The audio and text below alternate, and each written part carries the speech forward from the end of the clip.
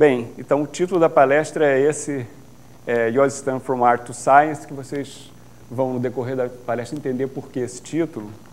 Na realidade, né, eu complementei aqui com From Art to Science and Back, porque o que eu acredito é o seguinte: isso ilustra um pouco a trajetória do Yours Stand e, na realidade, é uma característica que eu considero presente nos principais pesquisadores da nossa área e, na realidade, eu acho que nos principais cientistas do mundo atual, que é exatamente uma pessoa integral, né?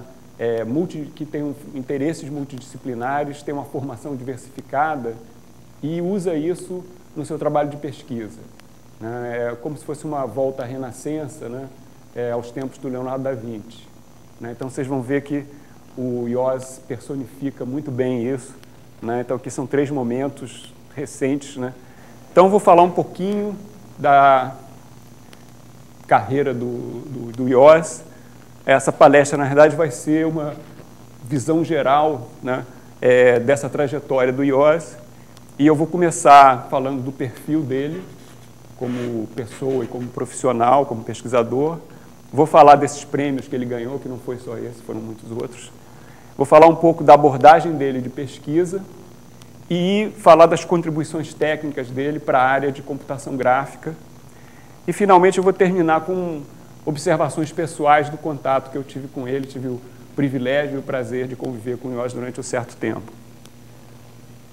Começando pelo perfil pessoal e profissional do Yours, a formação dele, o Yours ele é originário da Holanda e depois ele foi para a Suíça com os pais.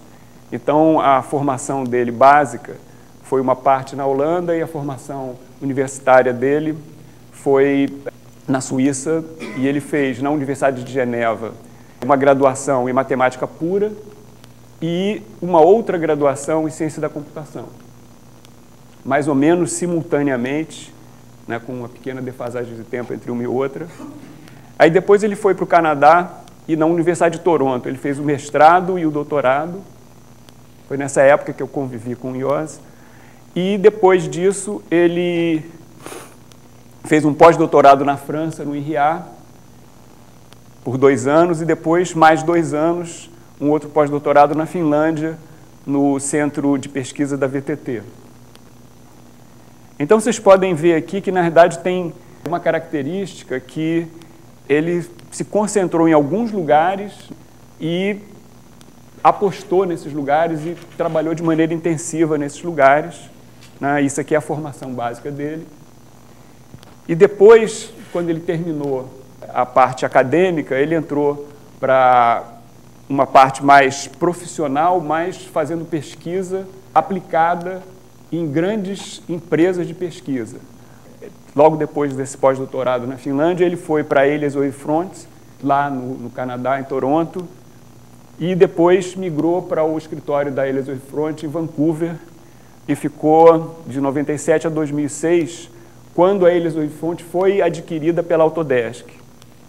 E daí ele se mudou para o escritório da Elias Wavefront em Toronto, que se tornou Autodesk, e mais ou menos nessa época ele também se tornou professor da Universidade de Toronto, onde ele fez o mestrado e o doutorado, como professor adjunto. Então, em paralelo, ele estava na academia e na indústria, e vocês veem, ele ficou bastante tempo na Elias Autodesk, de 97 a 2018, e ele era um dos principais cientistas dessa empresa. Fez as coisas mais importantes da carreira dele nesse momento. E, recentemente, esse ano, ele saiu da Autodesk e foi para a NVIDIA, que está contratando todo mundo bom dessa área. Então, agora, eu destaquei essas 3 frases, porque eu queria falar um pouco do perfil dele como pessoa, e qual é a abordagem que ele tem para a atividade dele de pesquisa. Essa primeira frase, I write computer code, think mathematically and dream in images. Né? Aí tem essa segunda, the motivation behind my research comes both from practical problems and pure intellectual curiosity. Então, se você juntar um pouco isso, quer dizer, você vê que realmente ele é uma pessoa que faz matemática aplicada e na área de computação gráfica, porque ele sonha com imagens, pensa matematicamente e escreve programas de computador. E não só isso, os interesses dele vêm tanto de aspectos práticos e reais, quanto simplesmente coisas teóricas.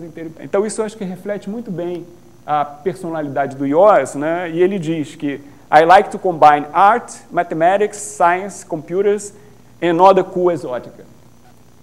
Então eu acho que aqui eu destacaria esse ingrediente, né? Que na verdade tem arte aqui, né? Tem ciência e tem outras excentricidades. Então, isso dá uma visão completa aí do que é o Yoz, né? Então agora eu queria falar um pouco dos prêmios que ele recebeu. Na verdade, começando aqui com esse primeiro prêmio, que eu acho que na verdade é o mais importante de todos, né? O Yoz, em 2005, ganhou o SIGGRAPH Computer Graphics Achievement Award. Então, esse prêmio é como se fosse a medalha Fields na área de computação gráfica. Então, é um prêmio pelas contribuições da carreira. E depois disso, quer dizer, na verdade, no mesmo ano de 2005, ele também ganhou esse Academy Award for Technical Achievement da Academia de Cinema de Hollywood, né? E isso foi pelo trabalho dele em superfície subdivisão. Em 2008, ele ganhou outro Academy Award for Technical Achievement pelo projeto e implementação do sistema de efeitos físicos do Maya, que é usado em praticamente todos os filmes de Hollywood. E, finalmente, esse ano, de 2019, ele ganhou esse prêmio aqui, que é um prêmio especial, que não é o Award for Technical Achievement. Esse aqui é o Academy Scientific and Engineering Award. Isso aqui é como se fosse assim, uma premiação pelo trabalho, uma carreira que teve uma contribuição fundamental na área. E exatamente é o que eles dizem aqui, né? O Pioneering Advancement of Science Subdivision Surface and 3D Geometric Modeling Primitives.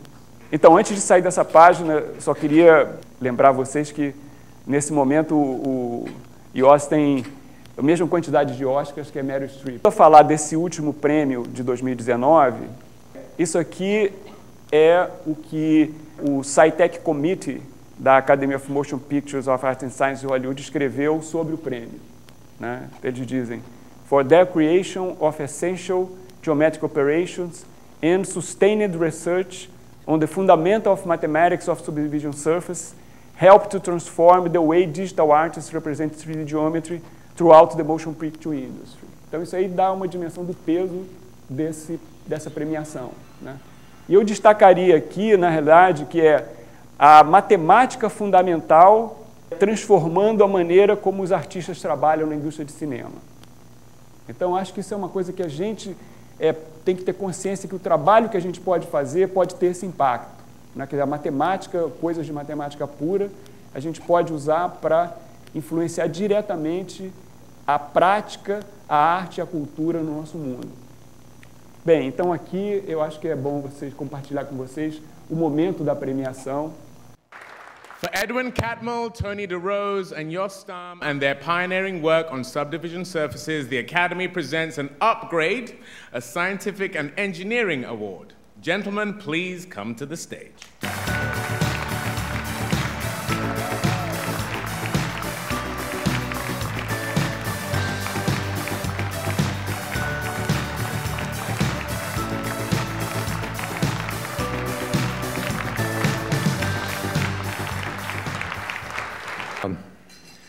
My first class in graduate school was in computer graphics, and it completely changed my life.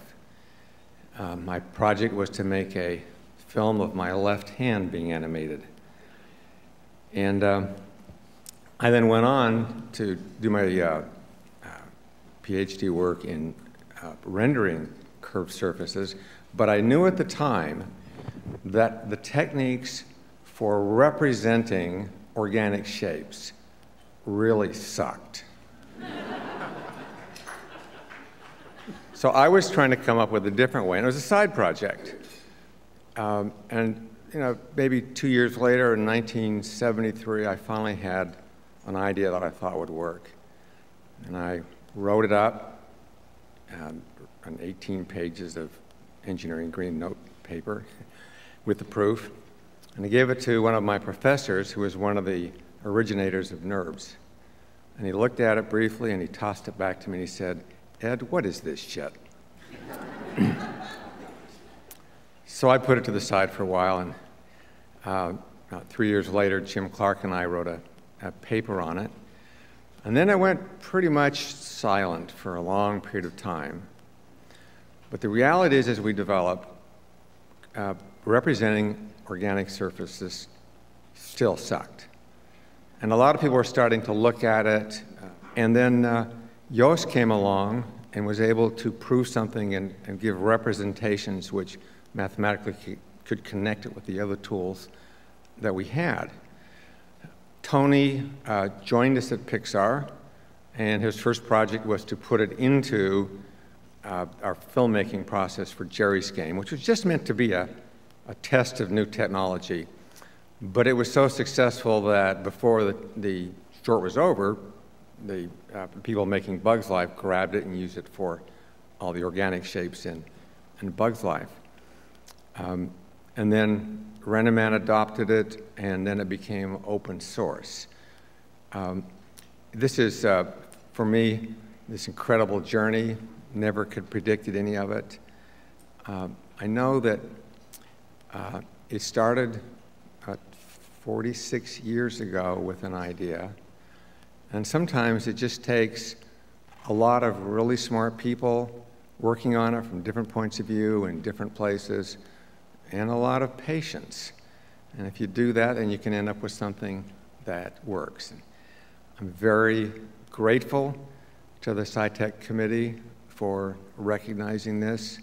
I'm grateful for all the wonderful people along the way, and of course the magnificent abilities of Tony and Joost. Thank you very much. I'll try to be brief.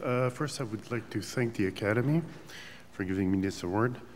Secondly, I want to thank the company I used to work for called Alias, the people behind Maya. Yeah, exactly. And so 20 years ago, when I was in the Seattle office, we were looking at subdivision surfaces. And they were considered as something very strange, okay? And our goal was to make them practical. And so I'm very fortunate to have been part of this group, and eventually went into Maya, and it's very nice to see that it has been adopted in many products, in many movies. Secondly, I want to thank my family, my parents. Obviously, I wouldn't be here without them. And they gave me a great kickstart in life. They let me do art first, and then my older brother told me to learn how to program. Okay? It was very cynical. He said, you know, you might get a good job for the summer. And then I got hooked, and that's also why I'm here. Sort of combined my interest in art and science, and my science degrees went up as a consequence. Actually, this award is dedicated to him. Fortunately, he's not with us anymore. Last but not least, I want to thank my lovely daughter and wife, who are here, for their love, of course, and for putting up with me. It's not easy. And I want to thank you guys. Thank you.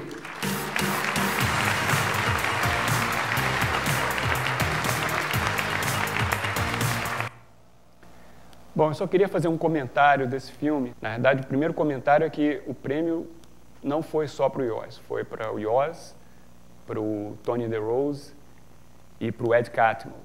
Isso mostra que fazer ciência atualmente não é um trabalho solitário individual, é um trabalho em grupo. Eles trabalharam em grupo separadamente juntos, né, em épocas diferentes e simultaneamente. E eu destacaria que a participação do Joost nesse trabalho foi fundamental, porque, como o Ed fala, ele colocou a matemática sofisticada que estava faltando no trabalho que tinha sido feito antes. Mas foi um processo, como o Ed falou, de 40 e tantos anos, que é assim que se faz ciência, e principalmente ciência aplicada. Destacaria esses pontos e destacaria a importância de usar matemática fundamental e matemática sofisticada para alavancar e tornar possível as aplicações da matemática. Bem, então agora eu queria falar um pouquinho da pesquisa do Joost. Na verdade, eu queria falar da abordagem de pesquisa dele, assim, como ele faz pesquisa. Então, para fazer isso, eu selecionei essas duas frases. Essa primeira frase é uma frase bem recente, né, que ele diz o seguinte: For a living, I do something called research. This involves many activities, reading papers and books, interacting with fellow researchers, usually in front of a whiteboard, attending and present at conferences all over the world, surfing the internet, basically thinking and experimenting by writing up ideas and coding them. This is an iterative process. Então isso aqui é bem literal, né? O que a gente faz, né? Então mostra que ele é uma pessoa bastante pé no chão, descrevendo o dia a dia de um pesquisador. Mas, na verdade, a coisa vai muito mais além, então eu destacaria essa frase que ele falou numa entrevista no SIGGRAPH 2002, quando ele estava num momento, assim, turning point da carreira dele, né? Então ele diz: I'm looking forward to some groundbreaking work, something I did not expect was possible, or something very original, a novel way to look at things. Então, isso é que eu diria que é a essência do trabalho do Yoz, da maneira como ele faz pesquisa. Quer dizer, ele tem a ambição de fazer uma coisa que realmente vai ser groundbreaking e ele se desafia constantemente de fazer coisas que ele não pensava que podiam ser feitas. E, de fato, depois de 2002, ele fez coisas muito importantes, né? Então, ele realizou esse sonho aqui, né? Continuando, assim, no que é a essência da abordagem de pesquisa do Yoz, eu resumiria a maneira como ele faz pesquisa e o que norteia o trabalho dele nessa frase aqui, que é o título do slide. Mathematics that simply works. Isso implica no quê? Acho que implica nessas 4 coisas aqui. A primeira é uma compreensão profunda do problema e, depois disso, você descobrir qual é a matemática correta para abordar esse problema e, uma vez isso descoberto, entender quais são os métodos numéricos que são adequados ao problema e que são robustos para serem usados na prática. Aí transformar isso numa implementação usando algoritmos intuitivos e simples. Juntar tudo isso, na verdade, o que acontece é que tem uma key idea, uma ideia central, uma sacada, aquela luzinha que acende, da invenção, da inovação, que é ligada com uma aplicação. E isso é uma coisa indissociável. Parece simples, mas não é. Então, é o que eu vou tentar falar da contribuição técnica dele. Para cada coisa eu vou tentar mostrar onde é que está essa key idea e como é que ela é aplicada. Bem, para aplicar essas coisas, o Yoz tem interesses bem variados, mas são, na realidade, conceitualmente coerentes. E tem uma relação não trivial entre essas diversas áreas de interesse. Os interesses principais deles são em modelagem de fenômenos naturais, em visualização fisicamente correta, animação de fluidos, simulação dinâmica e geometria de superfícies. Isso, mais ou menos, ele foi trabalhando e desenvolvendo ao longo da carreira dele, uma coisa foi levando a outra. Não é exatamente uma ordem cronológica, mas é quase. Então, agora eu queria falar das contribuições técnicas do Yoz nessas áreas. Tá?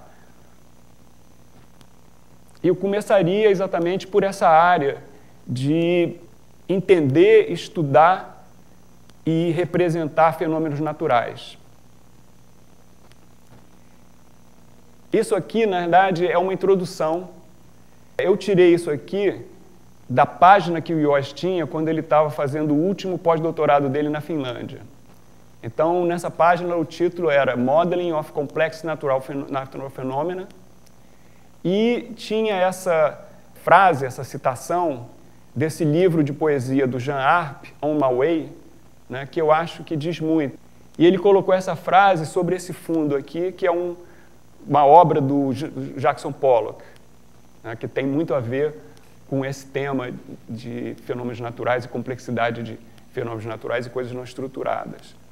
Então, isso mostra assim, que ele é uma pessoa que é ligada em arte e ligada em ideias. E isso aqui, essa ideia é exatamente assim, é aquela coisa da perfeição né, do ideal, do que a gente pode fazer, como é que a gente lida com isso, intuitivamente e por princípio, né? Então, isso é uma coisa que norteia o princípio de trabalho dele, que a gente vai ver daqui por diante. Então, eu vou começar aqui, na verdade, mais ou menos cronologicamente, com esse trabalho, que é um trabalho sobre modelagem e visualização de fogo e gases. Isso aqui foi a parte principal do trabalho dele de doutorado. Como eu falei, foi a época que eu conheci o Yoz, e nessa época ele era orientado pelo Gene Fiume, que também é um pesquisador fora de série, brilhante. E aqui eu diria o seguinte: tem 3 coisas importantes, porque se você vai trabalhar em computação gráfica com fenômenos naturais, fogo e gás, você precisa, na verdade, de 3 coisas. Primeiro, você precisa de uma visualização que é fotorrealista. Segundo, isso tem que ser modelado de uma maneira fisicamente correta, né? Tanto em termos da visualização quanto em termos da dinâmica. Mas, principalmente, para ter aplicações artísticas, tem que ter um controle fácil e intuitivo dos animadores que estão manipulando isso. Então, para conseguir essas 3 coisas, o que ele fez? Na parte de controle, ele usou campos de vetores em multiscala. Então, a ideia aqui é o seguinte: você especifica um campo vetorial U, que na verdade seriam as forças que estão atuando para fazer as coisas acontecerem, e você vai, de alguma maneira, encontrar quantidades escalares de materiais que podem ser densidade ou temperatura, e isso vai ter uma modelagem física, né? Então, a modelagem física é dada por essa equação diferencial, onde você tem, cada termo desse é uma parte importante do processo, né? Quer dizer, o campo ele vai fazer a advecção do material, o material vai sofrer um processo de difusão de maneira natural, e, além disso, você tem a criação de materiais, você tem fontes, né, de densidade ou temperatura, e você tem um processo de dissipação. Então, todos esses componentes juntos, né, vão integrar a simulação física disso. E depois, para você visualizar isso, você tem que fazer uma visualização fotorrealista. Então, o que ele fez foi aplicar iluminação global em blobs. Quer dizer, blobs seriam massas, né, de densidade, que é representada de uma forma implícita como um blob. E aí você tem que aplicar iluminação indireta para fazer iluminação global volumétrica nesses blobs, e para resolver isso ele desenvolveu uma técnica nova que é a transformação de raios, deformação de raios, ray warping.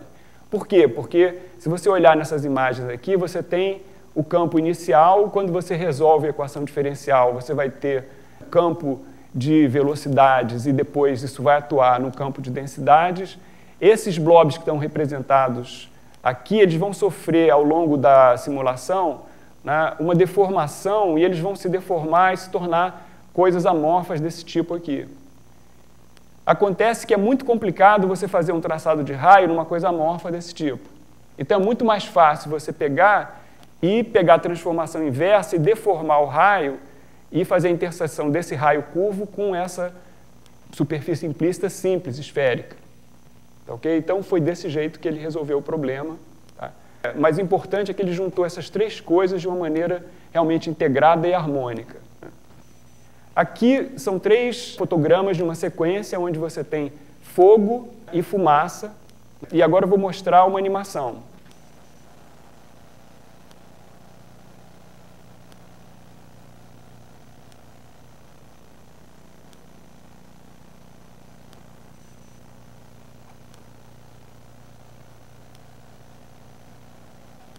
Vocês notam o seguinte: essa animação, visualmente e fisicamente, ela é correta para os padrões de qualidade de hoje. A resolução ela é baixa, obviamente, mas notem que isso foi feito em 1995, ok?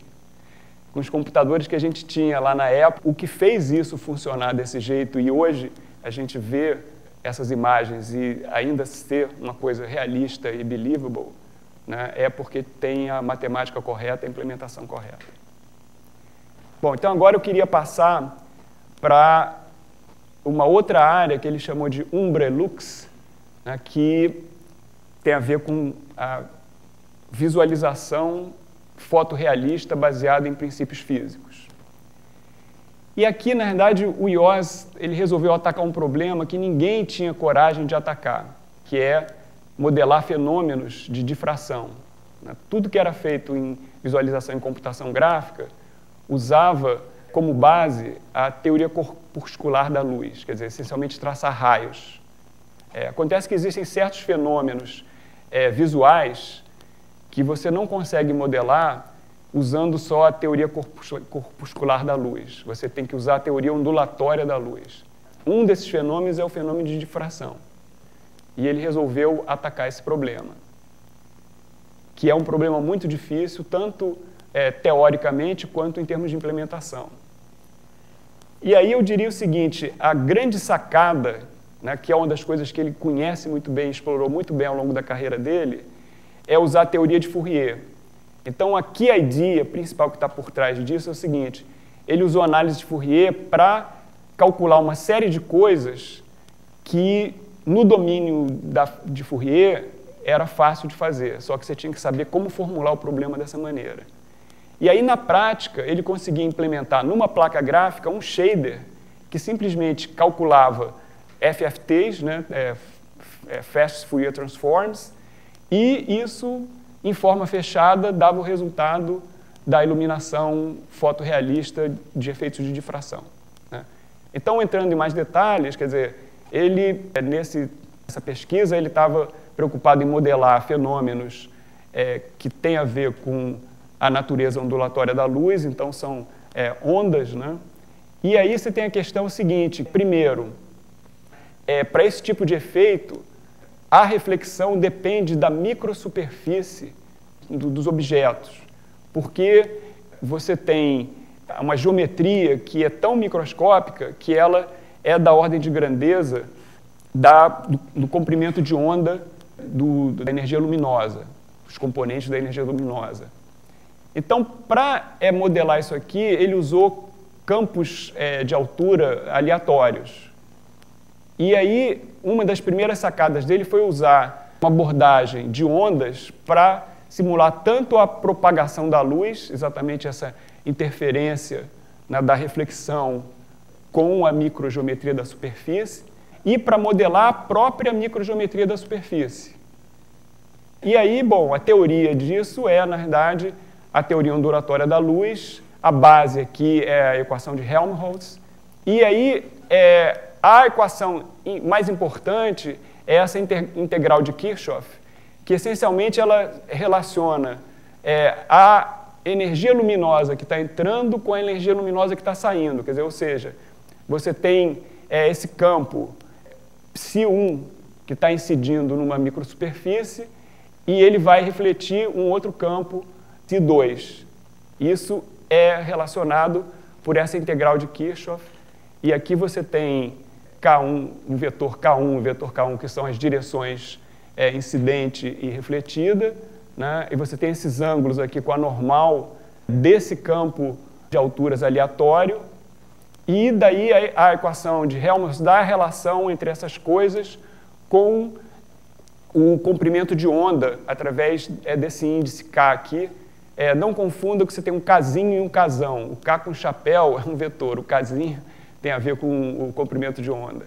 E aí aqui você tem o termo de Fresnel, aqui você tem integral, e o que ele sacou é que pegando esse termo aqui, você aplicando uma transformada de Fourier, você resolvia isso em forma fechada. Então, na verdade, o shader ele é composto por esses termos aqui, né? Esse primeiro termo é o termo de Fresnel. Aí, o termo mais importante é esse termo G, que é esse termo da geometria que vem daqui, e aqui é onde ele aplica FFT. Você tem esse termo aqui, que é um termo de self-shadowing, que são outros modelos de iluminação, e tem esse termo aqui, ENVI, que na verdade essencialmente é um mapa de ambiente que seria a energia radiante incidente que vai ser refletida a partir daqui por esse Ψ2, né? E esse D aqui, distribution, é onde ele aplicou a transformada de Fourier na superfície para exatamente dar a distribuição do campo de alturas aqui aleatório, ok? O ponto todo é que isso aqui, depois dessa matemática toda, fica uma coisa super simples que você implementa de uma maneira simples no shader na placa gráfica. Então, isso aqui, na verdade, é a capa dos Proceedings do SIGGRAPH desse ano, do ano que ele publicou isso, que foi em 99. E aqui você vê que ele está modelando, talvez, o fenômeno mais típico de difração, que é um CD, né? Exatamente porque as ranhuras do CD são tão pequenininhas, né, que são exatamente da ordem do comprimento de onda, né, na faixa do visível, né? E aqui, como eu falei, isso aqui, na verdade, é uma implementação do Graphics Gems, do GPU Gems, que foi feita a partir do artigo dele, e isso aqui roda em tempo real numa placa gráfica.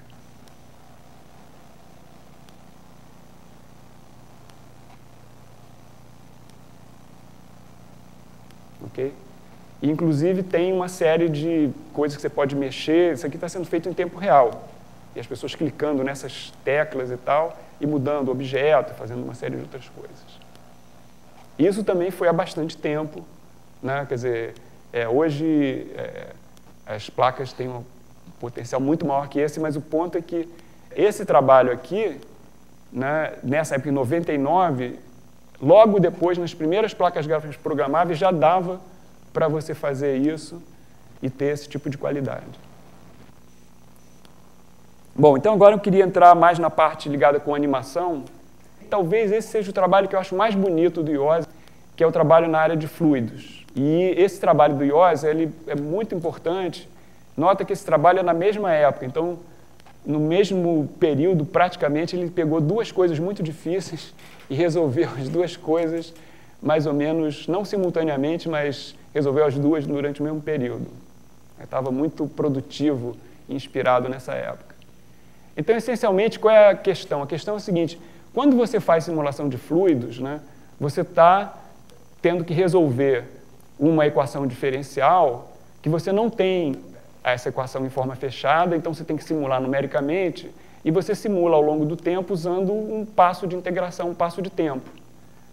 E se esse passo de tempo é muito grande, dependendo da maneira como você faz, o seu método é instável e, no fundo, uma das coisas que as pessoas fazem é trabalhar com passos de integração que são pequenos, garantidamente estáveis, né? Mas isso, para a gente que não está interessado em a simulação para valer, está interessado em fazer em tempo real e fazer coisas que sejam fáceis de manipular, né? Em computação gráfica isso não funciona tão bem, né? E aí a ideia do IOS foi, dá para fazer um método que é incondicionalmente estável e, além disso, simples de implementar, né? Então esse foi o desafio que ele se colocou.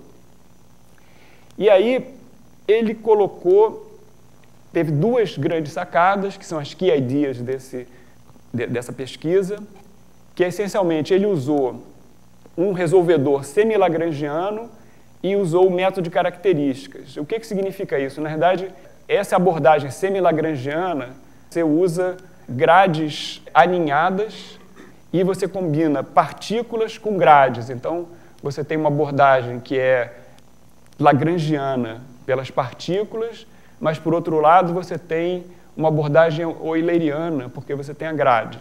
Então, aqui você representa tanto uma coisa quanto a outra, e isso te dá uma série de recursos a mais numericamente, né? E, para você conseguir realmente uma coisa que é incondicionalmente estável, a ideia é você traçar essas partículas de trás para frente ao longo do tempo. Quer dizer, você vai fazer uma integração que é semi-implícita e você, na verdade, por exemplo, você tem uma partícula nesse ponto no tempo, o valor que você vai usar para fazer os cálculos, você vai traçar a partícula voltando no campo pelo tempo anterior e pegar esse valor e transportar ele para cá. Então, de uma certa maneira, o que acontece é que a advecção ela serve tanto para o material quanto para o próprio campo. Esse campo de velocidade do fluido, ele está fazendo a advecção da própria velocidade. É isso que acontece aqui. E como você está pegando o resultado no tempo anterior, você pode usar o passo de tempo que você quiser, que vai ser estável, incondicionalmente estável. Então, essa foi a grande sacada dele. E o algoritmo, de fato, é muito simples. Essencialmente, o algoritmo tem esses passos. Você começa adicionando o material pelas fontes, que vão ser transportadas pelo fluido. Aí você tem uma parte de difusão do material, e aí você tem a própria advecção, né? Tudo nessas grades. E aí tem esse último passo que eu não falei em detalhe, mas que é muito importante, é que esses campos são conservativos. E para você poder simular isso, você ou tem que fazer uma simulação muito controlada, ou usar a estratégia que ele adotou, que usou um resultado que é a decomposição de Helmholtz-Rod, que essencialmente você divide o campo em diversas partes e você projeta na parte que vai ser conservativa. E aí você garante que você não está perdendo massa, que é um negócio importante. E se vocês notarem pelas equações, quer dizer, na verdade é como eu falei, aqui você tem o campo e a equação que governa o campo é muito parecida com a equação que governa o transporte do material. Então foi isso que ele explorou aqui. E outro comentário que eu faria é que essa equação não é igual à equação que ele usou para gases e fogo, mas é muito parecida. Então ele já conhecia muito bem o problema, estava no sangue ali, tinha toda a intuição, e aí o objetivo dele aqui era outro. E ele conseguiu o objetivo. Bom, isso aqui é uma simulação de um fluido 3D, que são nuvens, visualizadas de maneira realista em 3D. Isso aqui foi feito nessa época, nos equipamentos que a gente trabalhava na época, que eram umas situações gráficas da Silicon Graphics desse tamanho aqui. Isso aqui era uma Octane, com esse processador RISC 10K, e tinha quase 200 MB de RAM, que na época era um absurdo, e tinha esses resultados. Que não é tão ruim para os padrões de hoje, mas é inferior ao que a gente pode fazer. Agora, isso aqui que é o mais interessante, que é o mais importante, isso aqui é uma simulação em tempo real 2D, também não foi implementada pelo IOS, foi implementada a partir dos artigos dele. Então, aqui são dois fluidos, com duas fontes aqui, que estão sendo geradas e propagadas por um campo de velocidades que está aqui, e aqui você vê a mistura e você vê que isso é feito em tempo real e manipulado interativamente. Bom, então, continuando com a dinâmica da apresentação, eu vou entrar na parte de simulação dinâmica do IOS. E aqui esse nome núcleos, na verdade, é o nome que ele usou para o sistema que ele desenvolveu de animação dinâmica do Maya, que foi o objeto de uma outra premiação dele, aquela premiação do Oscar de 2008. O que ele quis fazer aqui? Na verdade, ele teve um objetivo muito grandioso e ambicioso. Ele queria, na realidade, um ambiente de simulação dinâmica unificado e universal para a computação gráfica. Essencialmente, um ambiente que você pudesse combinar corpos rígidos com tecido e com fluidos. Essencialmente tudo, são coisas que normalmente são feitas com técnicas separadas, cada um tem as suas especificidades, e ele queria fazer isso num sistema que os animadores pudessem trabalhar tranquilamente, sem pensar em nenhuma coisa técnica. Então, aqui ele pegou algumas key ideas, que eu diria assim, tem 3 key ideas importantes. Uma é uma representação, que é a representação correta, que é trabalhar com geometria simplicial, topologia simplicial, que o nome já diz, é uma coisa simples e tem toda uma teoria matemática muito poderosa para isso. Então, na verdade, toda a geometria é baseada em complexos simpliciais. Essa é a primeira coisa, e daí ele consegue unificar toda a formulação geométrica. Aí a segunda coisa são métodos simpléticos para você conseguir uma simulação robusta. Essa área de geometria simplética é uma área enorme, e o IOS sacou que essa era a coisa que tinha que ser usada. Mais uma vez, isso seria o equivalente daqueles métodos incondicionalmente estáveis para fluidos, só que aqui nesse campo da dinâmica newtoniana. Tá? E a outra coisa que ele usou foram estruturas hierárquicas no espaço e no tempo. Então, juntando essas 3 coisas, ele conseguiu fazer esse sistema e atingir esse objetivo de ter uma simulação dinâmica universal que funciona para a computação gráfica. E, obviamente, além disso, ele colocou essa parte de deformação, usando restrições, que é uma coisa que tinha que fazer, não é uma grande sacada, mas é a coisa certa para fazer.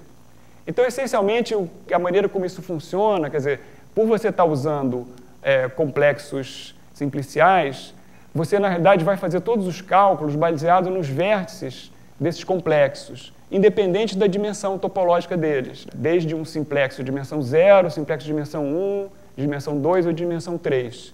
Então, os cálculos vão ser feitos exatamente nesses vértices. E aí, o estado do sistema ele vai ser dado por esse vetor aqui, que são uma porção de pontos no espaço, que, dependendo do tipo de estrutura geométrica que você tem, vai ser um complexo diferente que vai ser ligado por essas restrições aqui das arestas, volumes, faces, etc. E a dinâmica disso segue, obviamente, a lei de Newton, e aí você tem, na verdade, as primeiras derivadas, que são a velocidade, a segunda derivada, que é a aceleração, e aí, essencialmente, quer dizer, para você fazer isso, simular isso no tempo, você vai ter um passo de tempo e avançar o tempo do tempo TI para o tempo TI mais 1, né, num certo intervalo de tempo aqui. E aí, para ter uma simulação robusta, você usa o método simplético, que essencialmente ele é implícito na velocidade, mas é explícito na posição. E é robusto e funciona exatamente, você não tem perda, não tem nada. E aí a colisão nesse tipo de simulação é muito importante. Então, para resolver a colisão, ele usou, na realidade, para ser eficiente, estruturas hierárquicas, e para funcionar precisamente, essas estruturas são no espaço-tempo. Então, por exemplo, você tem uma partícula que está se movendo, né, daqui para cá, né, num certo tempo, e no outro tempo daqui para cá, né, você vai querer ver a colisão vai ser exatamente num tempo intermediário, mas aí, fazendo esse tipo de análise, você tem exatamente como resolver isso da maneira certa. Esse trabalho ele fez em 2009 e foi incorporado, né, no software Maya, e todo mundo usa até hoje, né, e foi muito usado na indústria de cinema, e foi por isso que ele ganhou o Oscar, né. Então, isso aqui é um exemplo, né, de uma coisa que era difícil de fazer, continua sendo difícil, simulação de tecido, o componente N-Cloth do Maya, né, então aqui você tem esse personagem, e aí tem a saia dela e tem o véu, né, que são modelados dessa maneira, ok? E aqui é uma simulação do Maya de uma estrutura um pouquinho mais complexa, e você vê que aí já é outra coisa, não é cloth, é outra coisa, e é uma coisa real, que se você botar esses links aí real numa escada, a animação vai ser bem parecida com essa. Tá ok? Bom, então para terminar, eu vou falar do trabalho que o Yossi desenvolveu na área de modelagem de superfícies, que foi um pouco fora de tudo que ele fez antes, né? Em um determinado momento da carreira ele falou, quando ele estava em Seattle, né, um pouquinho depois que ele entrou na Autodesk, eles resolveram olhar para isso e resolveram trabalhar com isso. E ele começou a ter ideias. Esse trabalho, essencialmente, ele atacou a matemática das superfícies subdivisíveis. Ele deu uma contribuição matemática fundamental, que vocês vão ver agora. Essencialmente, o problema é o seguinte, a superfície de subdivisão ela é definida matematicamente como uma superfície limite de um processo recursivo de subdivisão. É como se fosse um fractal, né? Então, a descrição da superfície é dada a partir de um polígono de controle, né, que você tem os parâmetros da forma grosseira da superfície. Se você for subdividindo esse polígono de controle, você vai introduzindo novos vértices que vão sendo, vamos dizer assim, atraídos para essa superfície limite. A superfície é como se fosse um atrator desse sistema dinâmico aí, induzido pelo processo de subdivisão, né? Qual é o grande problema disso para você usar em computação gráfica e modelagem? É que se você quiser chegar na superfície limite, você tem que ficar subdividindo, e isso é caro computacionalmente, não só em termos de processamento, como em termos de espaço, porque você está criando novos vértices. Quando você tem uma superfície, normalmente o que você quer fazer simplesmente é avaliar um ponto na superfície. No caso de uma superfície paramétrica, você tem uma função do domínio bidimensional da superfície paramétrica, o V, e você quer calcular o valor dessa superfície no espaço, né? E isso não é possível de fazer diretamente com uma superfície de subdivisão do jeito como ela é formulada. E o Yossi falou assim, não, mas eu acho que deve ter um jeito de fazer. e eu vou descobrir. E ele descobriu. E aí, a sacada, né, que a ideia desse trabalho é o seguinte, é que, na realidade, você tem uma representação que é uma representação espectral disso, baseada numa representação em termos de uma base, né, que são os autovetores induzidos pelo processo de subdivisão. Ok? E aí, bom, teoria de representação, se você tem a base de um espaço, né, que seria o espaço das superfícies, a função é uma combinação linear dessas funções da base. Agora, você tem que saber calcular a base. Então, aqui a ideia dele, na verdade, é o seguinte, que para isso funcionar, você tem que pensar na subdivisão como um escalamento, né? Porque você está subdividindo, o que acontece é que tem uma relação que é de autossimilaridade, no sentido de que, por exemplo, você tem esse polígono de controle aqui, que é o polígono de controle que descreve a superfície. Esse vetor aqui, P1, são os pontos, né, da superfície. Aí, você, na verdade, tem essa matriz de subdivisão, que é exatamente o processo que vai fazer a subdivisão, que vai criar novos pontos. E se você aplicar essa matriz nesse vetor P0 aqui, ele vai encolher a superfície e transformar nessa malha aqui menor P1. Mas, obviamente, quer dizer, eu estou falando desse aqui, mas quando você faz isso, você vai fazer isso globalmente, então você vai criar novos vetores, não vai ser só em relação a esse patchzinho. Então, aqui, a sacada dele é que ele viu isso de um jeito diferente de como a gente vê. Como a gente vê no processo de subdivisão, você olha isso aqui e, na verdade, é uma malha completa onde tem novos pontos em todos os lugares, aqui, aqui, aqui. Ele não pensou nisso, ele pensou, olha, eu tenho essa configuração aqui, que é um patch, um pedaço da superfície, e se eu aplicar isso desse jeito, eu vou ter como se fosse um escalamento. E aí isso vai induzir um processo, né, que eu posso analisar no domínio espectral. Aliás, toda a análise correta de superfície de visão é feita no domínio espectral, mas ninguém tinha tido essa ideia antes. Tinham outras ideias que eram usadas, mais técnicas, né? Mas então a ideia é essa. Então, uma vez que você tem isso, você consegue, na verdade, descobrir essa base de autovetores. E aí, para você fazer a computação, quer dizer, para ter a avaliação exata de um ponto na superfície, você tem esse processo que é simplesmente, você vai definir, dado um patch, qual é o retalho aonde o ponto que você quer avaliar fica, aí você vai definir o entorno dele, que é essa configuração, aí baseado nesse entorno, você vai ter os elementos dessa base de autovetores, e daí você vai conseguir calcular, a partir disso aqui, usando os pontos de controle, esses pesos alfa i, que vão entrar na combinação linear para fazer a avaliação. Ok? E aí isso é imediato. Então, assim, é muito simples, uma vez que você tem a base, esse cálculo aqui é direto. Ele fez isso em 1998, você vê que foi um ano antes daquele outro trabalho, você vê que esses trabalhos importantes deles eram clusterizados, né, em certos momentos assim, de grande inspiração. Aqui são os 18 elementos da base de funções da superfície de subdivisão de Catmull-Clark para uma vizinhança n igual a 5, que é exatamente essa vizinhança que ele está usando. Está vendo? Porque você tem um ponto aqui, né, esse é um ponto extraordinário, que você tem a valência aqui em volta é 5. Tá ok? Os pontos regulares, eu não falei isso, mas quem conhece essa teoria, cada superfície de divisão é baseado numa superfície algébrica, uma B-spline de alguma ordem e tal, né? Porque exatamente você tem essa coisa regular, você tem esse tipo de avaliação exatamente nos pontos que eles chamam de pontos extraordinários, quando a vizinhança ali não é regular, ela é irregular. Então, esse caso era um dos importantes, né? E aqui você tem 18 elementos da base, né, e essas aqui são as funções. Né? Então, exatamente é uma decomposição espectral, que, na realidade, são resultados da avaliação